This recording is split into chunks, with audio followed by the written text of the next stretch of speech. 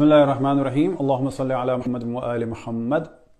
नहायत अफसोस के साथ इस मौजू को डिस्कस कर रहा हूँ कि पाकिस्तान में सोबराज अस्पताल कराची में एक मसीही नर्स की तौहीन की गई और उस पर तशद्दुद किया गया, और यह कहकर तशद्दुद किया गया कि इसने तौहीन रिसालत की है।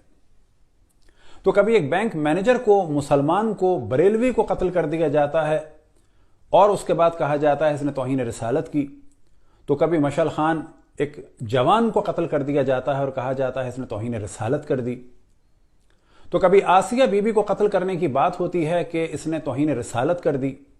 और कभी अगर सलमान तासीर साहब ये कह दें कि तौहीन रिसालत का कानून मिसयूज हो रहा है, उन्होंने तौहीन रिसालत नहीं की थी बल्कि ये कहा था ये कानून मिसयूज हो रहा है, तो फिर उन्हें कत्ल कर दिया गया और उनके कातिल को मुजाहिद बना दिया गया। तो कभी हम देखते हैं कि तौहीन रिसालत के नाम पर एक 4 साल के बच्चे के सामने एक 4 महीने की हामला खातून को उसके शौहर के साथ ईंटों के भट्टे में डाल के जला दिया गया, यानी शमा बीबी और शहजाद मसीह को। तो कभी हम देखते हैं इस पाकिस्तान में एक बच्ची के जो गलियों की सफाई करती है, उसे यह भी नहीं मालूम कि उर्दू और फारसी और अरबी में फर्क क्या है। उस पर एक मुल्ला ने इल्जाम लगाया कि इसने कुरान की तौहीन की है। क्यों? कि उसके कचरे में बकौल उस खबीस मुल्ला के एक वर्का कुरान का भी था। तो क्या वो अपने घर से लाई थी वो वर्का, या किसी मुसलमान ने फेंका था? ये जो सब कुछ पाकिस्तान में हो रहा है इंतहाई शर्मनाक है। और याद रखें कि जिस माशरे में ये सब कुछ होता है उसकी अगली नस्लें मुर्तद निकलती हैं। याद रखें कि जिस माशरे में ये होता है उनकी अगली नस्लें इस शिद्दत के बाद दीन से निकल जाती हैं। क्या हमें शर्म नहीं आती कि हम दुनिया भर के ममालिक में जाते हैं और वहां के अफराद बगैर तफरीक़े मजहब और दीन मुसलमानों को जगह भी देते हैं, और न ये कि जगह देते हैं बल्कि उन्हें शहरियत देते हैं, और न ये कि फ़कत शहरियत देते हैं बल्कि उन्हें इजाज़त देते हैं कि वो उनके कानून में मुदाखलत करें, उनकी सियासत में आएं, यहां तक कि वजीर बन जाएं। लेकिन क्या मुसलमान ममालिक किसी को शहरियत भी देते हैं? वजीर बनना तो बहुत बड़ी बात है, पार्लियामेंट में जाना तो बहुत बड़ी बात है। बिला तफरीक कोई मुसलमान मुल्क किसी भी हद तक मुसलमान को नेशनलिटी नहीं देता। क्या आपके सामने न्यूजीलैंड की उस वजीर का अखलाक और रवैया नहीं है कि जब मुसलमानों पे हमला हुआ तो उसने सर पे स्कार्फ रखकर मुसलमानों के साथ यकजहती का ऐलान किया? न फकत उसने बल्कि उसकी पूरी कौम ने। क्या आज हम मुसलमान इन मजलूम हिंदुओं और मसीहियों का साथ देने के लिए तैयार हैं?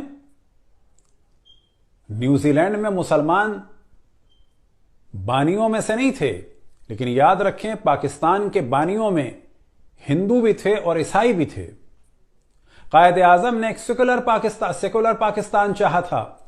यह दहशतगर्दी वाला पाकिस्तान नहीं चाहा था कि जहां खुद उनको भी काफिर कहा जाए, उनके मानने वालों को भी काफिर कहा जाए, और उसके बाद अहले सुन्नत के बाज़ अफराद को भी काफिर कहा जाए, और इसी तरीके से ईसाइयों पे जुल्म हो, हिंदुओं पे जुल्म हो। क्या आपको इल्म है कि पाकिस्तान के पहले वजीर कानून जोगिंदर नाथ मंडल हिंदू थे, बंगाल के थे। उन्होंने मुसलमानों को सपोर्ट किया और बंगाल आजाद होने में उनका एक दखल था। लेकिन जब पाकिस्तान बना तो कायदे आजम ने तो बिला शक उनका एहतराम किया, वो पाकिस्तान के पहले वजीर कानून बने।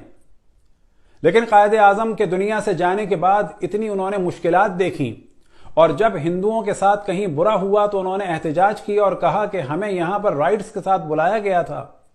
लेकिन एक वक्त आया कि उन्हें पाकिस्तान छोड़ना पड़ा, और 1950 को वो वापस इंडिया चले गए, और इंडिया में जो उनका हाल किया गया क्योंकि वो पाकिस्तान का नाम लेके गए थे। क्या आपको इल्म है कि पंजाब पाकिस्तान के हिस्से में कब आया? कि जब इलेक्शन हुए तो कास्टिंग वोट था किसका? एसपी सिंघा का। کون ایس پی سنگا کہ جن کے نام کا پاکستان میں ٹکٹ بھی بنا، دیوان بہادر ستیہ پرکاش سنگا، کہ جو انڈیا اور پاکستان کے پنجاب کے آخری اسپیکر اور پاکستان کے پنجاب کے پہلے اسپیکر تھے۔ ہمیں ہر دین کا اور ہر مذہب کا احترام کرنا چاہیے۔ جس شدت کی جانب پاکستان اور تمام اسلامی ملک جا رہے ہیں، یاد رکھیں اسی شدت سے لوگ اسلام سے نکلیں گے۔ افغانستان میں شدت ہوئی، آپ جانتے ہیں کہ کتنی بڑی تعداد ایسی ہے کہ جو فقط اپنی بیٹیوں اور بہنوں یا سوشل بائیکاٹ کی وجہ سے دین کی توہین نہیں کرتے، لیکن اگر آپ ان سے تنہائی میں ملیں تو وہ اسلام پر اب اعتراض کرتے ہیں۔ کیوں؟ ان طالبان کی شدت کی وجہ سے۔ یہ جو پاکستان میں شدت ہو رہی ہے، یاد رکھیں اتنی ہی شدت سے لوگ لبرل ہوں گے، اتنی ہی شدت سے لوگ ایتھیس ہوں گے، اتنی ہی شدت سے لوگ اسلام کے خلاف ہوں گے۔ یہ تمام لوگ جو اسلام کے نام سے شدت پسندی پھیلا رہے ہیں، یاد رکھیں کہ یہ کہ مسلمان نہیں ہے بلکہ مسلمانوں کے بدترین دشمن ہیں۔ یہ جو توہین رسالت کے نام پر شدت پھیلا رہے ہیں، یاد رکھیں کہ یہ رسول اللہ کے دشمن ہیں۔ آج نہیں تو کل یہ پاکستان کو اور مختلف اسلامی ممالک کو اسلام سے دور کر دیں گے۔ ہماری درخواست ہے تمام مسلمانوں سے، اور خصوصاً حضرت زینب اور حضرت ام کلثوم کے چاہنے والوں سے، کہ جس طرح سے کربلا سے شام جاتے ہوئے